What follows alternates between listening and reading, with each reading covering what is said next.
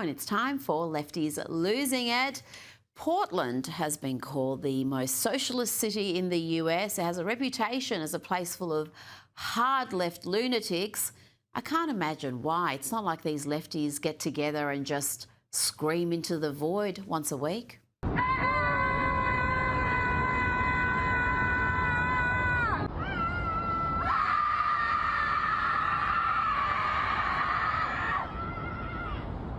To New York now, and here is United Methodist church pastor Phil Phaneuf using a sermon to announce he is transitioning. The best way to put this is that I'm not becoming a woman, I'm giving up pretending to be a man. I know that clothes are just fibers, they do not carry an anatomy with them. So to say that something is girls' clothes or boys' clothes, well, they don't come with a reproductive system. Amen? So what will change? My voice. It might go a tad higher. Pronouns, she, her. Let's go to LA now, where protesters have been taking over roads and preventing people from getting to their flights. Just look at how much they care about ruining people's travel plans. These are people's lives. You need to stop.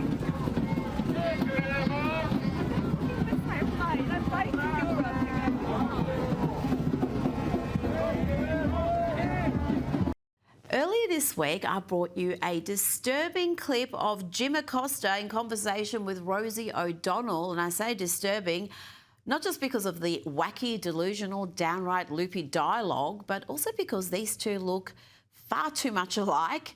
And here is more of the same, more wacky, delusional, downright loopy dialogue between two lookalikes. This time, it's MSN Now anchor Rachel Maddow and soon-to-be unemployed late-night TV host Stephen Colbert. Listen as Maddow doubles down here on the Russian collusion hoax that she ran for years. She's not sorry for the lies and misinformation. She's back to pushing the same debunked narrative. The whole Putin and Trump thing that was so weird for all those years, which a lot of us reported on a lot at the time and got a lot of hassle for it. I'm just saying, it kind of seems like that's now paid off with the Kremlin actually running U.S. foreign policy through the president's doofus Gulf friend. Yep, she really just said the Kremlin is running U.S. foreign policy. Just when you think she's hit rock bottom, she finds a new low. And now we apparently have been captured by the Kremlin and work for Vladimir Putin. They've got a kleptocratic, sclerotic government run by a guy who's never going to leave until he dies. The idea that we work for him, that we work for them, is so humiliating and is such an abject failure on the part of Trump in terms of his weakness. I don't know what Putin has on him, but he works for Putin, and it's an embarrassment to this country.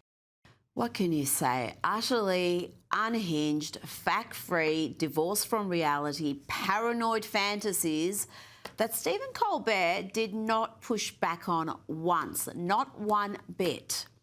Now, the Democrats and their propagandists are desperate to claim that America has committed war crimes by eliminating a narco boat and narco-terrorist drug runners who were trying to bring in huge amounts of deadly drugs into the country. And they're persisting with this daft narrative, even as the New York Times, yes, the Trump-deranged New York Times, debunks the Washington Post kill everybody hoax. There was a claim that War Secretary Pete Hegseth gave a kill everybody order. But we still have the likes of MS Now putting to air Democrat operatives like this next character, Leon Panetta. This is the man who ran the CIA under Barack Obama.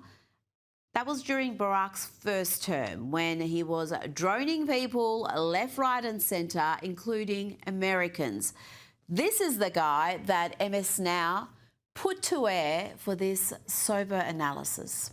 There is no lawyer that I'm aware of who indicates that that second strike is not a war crime.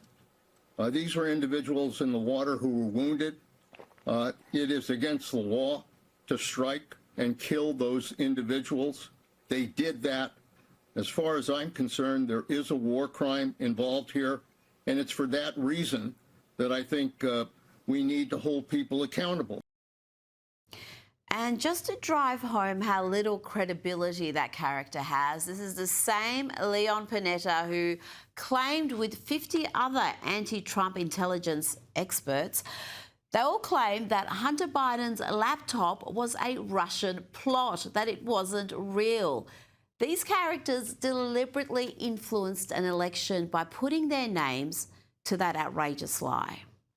Joining me now is political advisor and commentator CJ Pearson. CJ, this is just the latest manufactured crisis we've seen. But as always, so many in the media are very excited about it and just running this uncritically.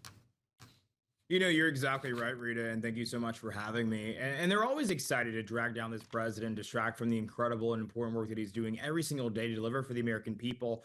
Upon the mandate in which he was given when he was resoundingly elected to be president, not just with the popular vote, but the Electoral College as well. Here's the deal. You know, when it comes to Pete Hegseth's actions as it relates to this particular issue, here's actually my case for it. I'm actually glad that we have a Secretary of War who is going to kill the narco-terrorists before they kill American citizens. This is not the winning issue that the left thinks that it is. These people have trafficked fentanyl into our country, killed our children, killed our daughters, killed our sons, and now we're supposed to just sit back with our hands tied behind our back because it upsets the proclivities and the sensitivities of those on the left. I'm sorry, I don't think the American people are going to go for that.